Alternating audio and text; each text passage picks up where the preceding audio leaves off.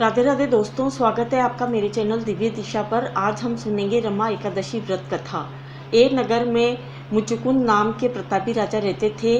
उनकी चंद्रभागा नाम की एक पुत्री थी। राजा ने बेटी का विवाह चंद्रसेन के बेटे शोभन के साथ कर दिया। शोभन थोड़ा दुर्बल था, वे एक समय भी बिना खाए नहीं रह सकता था। शोभन एक बार कार्तिक के महीने में अपनी पत्नी के साथ अपने ससुराल आया था। तभी रमा एकादशी आ गई। चंद्रभागा के गृह राज्य में सभी इस व्रत को रखते थे। शोभन को भी यह व्रत रखने के लिए कहा गया, किंतु शोभन इस बात को लेकर चिंतित हो गया कि वह तो एक पल भी भूखा नहीं रह सकता, फिर वह रमा एकादशी का व्रत कैसे रखेगा। यह चिंता लेकर वह अपनी पत्नी के पास गया और कुछ उपाय निकालने को कहा। इस पर चंद्रभागा ने कहा कि अगर ऐसा है तो आपको राज्य से बाहर जाना होगा, क्योंकि राज्य में कोई भी ऐसा नहीं है जो इस व्रत को न करता हो। यहाँ तक कि जानवर भी इस दिन अन्न ग्रहण नहीं करते हैं। लेकिन शोभन ने यह उपाय मानने से इनकार कर दिया और उसने व्रत रखने की ठान ली। अगले दिन सभी के साथ शोभन ने भी एकादशी का व्रत किया, लेकिन वह भूख और प्यास बर्दाश्त नहीं कर सका और प्राण त्याग दिया। चंद्रभागा सती होना चाहती थी, मगर उसके पिता ने यह आदेश दिया कि वह ऐसा ना करे और भगवान विष्णु की कृपा पर भरोसा रखे। चंद्रभागा अपने पिता की आज्ञानुसार सती नहीं हुई। वह अपने पिता के घर रहकर एकादशी के व्रत करने लगी। उधर रमा एकादशी के प्रभाव से शोभन को जल से निकाल लिया गया और भगवान विष्णु की कृपा से उसे मद्राचल पर्वत पर धन धान्य से परिपूर्ण तथा शत्रु रहित देवपुर नाम का एक उत्तम नगर प्राप्त हुआ और उसे वहाँ का राजा बना दिया गया। उसके महल में रत्न तथा स्वर्ण के खंभे लगे हुए थे। राजा शोभन स्वर्ण तथा मणियों के सिंहासन पर सुंदर वस्त्र तथा आभूषण धारण किए बैठा था। गंधर्व तथा अप्सराएं नृत्य कर उसकी स्तुति कर रहे थे। उस समय राजा शोभन मानो दूसरा इंद्र प्रतीत हो रहा था। उन्हीं दिनों मुचुकुंद नगर में रहने वाला सोम शर्मा नाम का एक ब्राह्मण तीर्थ यात्रा के लिए निकला हुआ था। घूमते घूमते वह शोभन के राज्य में जा पहुंचा। वह ब्राह्मण उसको राजा का जवाई जानकर उसके निकट गया। राजा शोभन ब्राह्मण को देख आसन से उठ खड़ा हुआ और अपने ससुर तथा पत्नी चंद्रभागा की कुशल क्षम पूछने लगा। शोभन की बात सुन सोम शर्मा ने कहा, हे राजन, हमारे राजा कुशल हैं तथा आपकी पत्नी चंद्रभागा भी कुशल है। अब आप अपना वृत्तांत बतलाइए।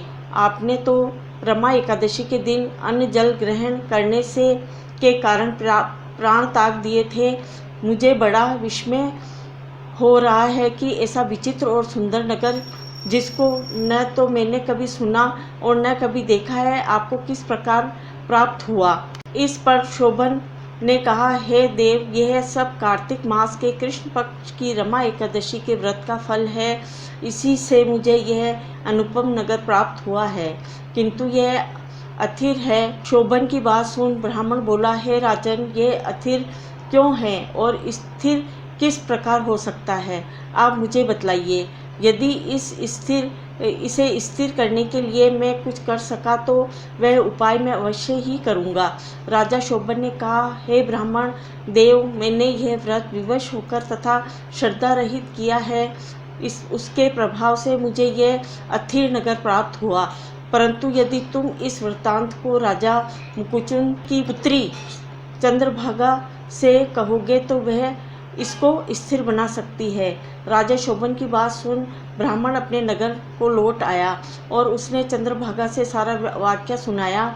इस पर राज्य कन्या चंद्रभागा बोली, हे ब्राह्मण देव, आप क्या वह सब दृश्य प्रत्यक्ष देखकर आए हैं या अपना स्वप्न कह रहे हैं। चंद्रभागा की बात सुन ब्राह्मण बोला, हे राजकन्या, मैंने तेरे पति शोभन तथा उसके नगर को प्रत्यक्ष देखा है, किंतु वह नगर अस्थिर है। तू कोई ऐसा उपाय कर जिससे कि वह स्थिर हो जाए। ब्राह्मण की बात सुन चंद्रभागा बोली, हे ब्राह्मण देव, आप मुझे उस नगर में ले चलिए, मैं अपने पति को देखना चाहती हूँ। मैं अपने व्रत के प्रभाव से उस नगर को स्थिर बना दूंगी। चंद्रभागा के वचनों को सुनकर वह ब्राह्मण उसे मद्राचल पर्वत के पास वामदेव के आश्रम में ले गया। वामदेव ने उसकी कथा को सुनकर चंद्रभागा का मंत्रों से अभिषेक किया। चंद्रभागा मंत्रों तथा व्रत के प्रभाव से दिव्य देह धारण करके पति के पास चली गई। शोभन ने अपनी पत्नी चंद्रभागा को देखकर उसे प्रसन्नता पूर्वक आसन पर अपने पास बैठा लिया। चंद्रभागा ने कहा कि हे स्वामी, अब आप मेरे पुण्य को सुनिए। जब मैं अपने पिता के घर में 8 वर्ष की थी, तब ही से मैं सिविधि एकादशी का व्रत कर रही हूँ। उन्हीं व्रतों के प्रभाव से आपका यह नगर स्थिर हो जाएगा और सभी कर्मों से परिपूर्ण होकर प्रलय के अंत तक स्थिर रहेगा। चंद्रभागा दिव्य स्वरूप धारण करके तथा दिव्य मंत्रों से सजकर अपने पति के पास सुखपूर्वक रहने लगी। बोलो रमा एकादशी की जय। जैसा भगवान ने, श्री हरि विष्णु ने उनको दिया चंद्रभागा को और उनके पति को की लाज रखी, वैसे सबकी रखना। बोलो रमा एकादशी की जय। ऐसी ही आप कथा और पूजा पाठ विधि सुनने के लिए मेरे चैनल को सब्सक्राइब अवश्य करें। राधे राधे।